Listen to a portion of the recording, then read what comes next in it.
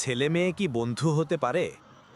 আসুন দেখি ইতিহাসের মহাপুরুষরা কি বলেছেন এবং ইসলাম এ বিষয়ে কি বলে। শেক্সপিয়ার বলেছিলেন, একজন ছেলে কখনো একজন মেয়ের বন্ধু হতে পারে না, কারণ এখানে আবেগ আছে, দৈহিক আকাঙ্ক্ষা আছে। একই সুরে আইরিশ কবি অস্কার ওয়াইল্ডও বলেছেন, নারী ও পুরুষের মাঝে কেবল বন্ধুত্ব থাকা অসম্ভব, যা থাকতে পারে তা হলো আকাঙ্ক্ষা, দুর্বলতা, ঘৃণা কিংবা ভালোবাসা।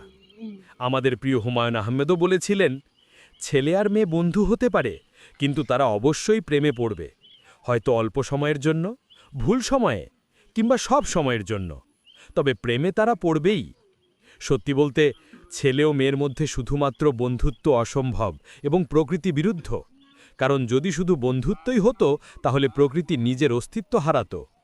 চুম্বক আর লোহা পাশাপাশি থেকে নির্লিপ্ত থাকতে পারে না, আকর্ষণ হবেই। যে বলে সে তা এড়িয়ে যায়, সে হয় নিজেকে ঠকাচ্ছে, নয়তো অন্যকে। আগুনের পাশে মোম যেমন গলবেই, ছেলে ও মেয়ের বন্ধুত্বও একসময় প্রেমে বা অন্য সম্পর্কে রূপ নেবেই, আর এটাই স্বাভাবিক।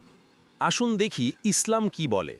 আল্লাহ পবিত্র কুরআনে বলেছেন, যদি তোমরা আল্লাহকে ভয় করো তবে পরপুরুষের সাথে কোমল ও আকর্ষণীয় ভঙ্গিতে কথা বলো না, ফলে সেই ব্যক্তি কুবাসনা করে যার অন্তরে ব্যাধি রয়েছে। তোমরা সঙ্গত কথাবার্তা বলবে। সূরা আহজাব ৩২। রাসূলুল্লাহ সাল্লাল্লাহু আলাইহি ওয়াসাল্লাম বলেছেন, আমি তোমাদের পরে পুরুষদের জন্য নারীর চেয়ে বেশি ক্ষতিকর কোনো ফিতনা রেখে যাচ্ছি না। সহিহ বুখারী, সহিহ মুসলিম। অর্থাৎ পুরুষ ও নারী যখন অকারণে মিশে যায়, তখন শয়তান তাদের মধ্যে প্রলোভন ও পাপের রাস্তা খুলে দেয়। ছেলেমেয়ের মধ্যে সাধারণ শিক্ষা, কাজ বা প্রয়োজনীয় বিষয়ে সীমিত যোগাযোগ অনুমোদিত, কিন্তু আবেগ, বন্ধুত্ব, আড্ডা, ঘনিষ্ঠ সম্পর্ক বা গোপন আলাপ, ইসলাম এগুলো নিষিদ্ধ বা অপছন্দনীয় করেছে। কারণ ইসলাম মানব প্রকৃতিকে ভালোভাবেই বোঝে, যেখানে হৃদয়, আকর্ষণ ও অনুভূতি একসময় সীমা অতিক্রম করে যায়। ছেলেমেয়ের মধ্যে সত্যিই কি শুধু বন্ধুত্ব থাকতে পারে? কমেন্টে তোমার মতামত দাও।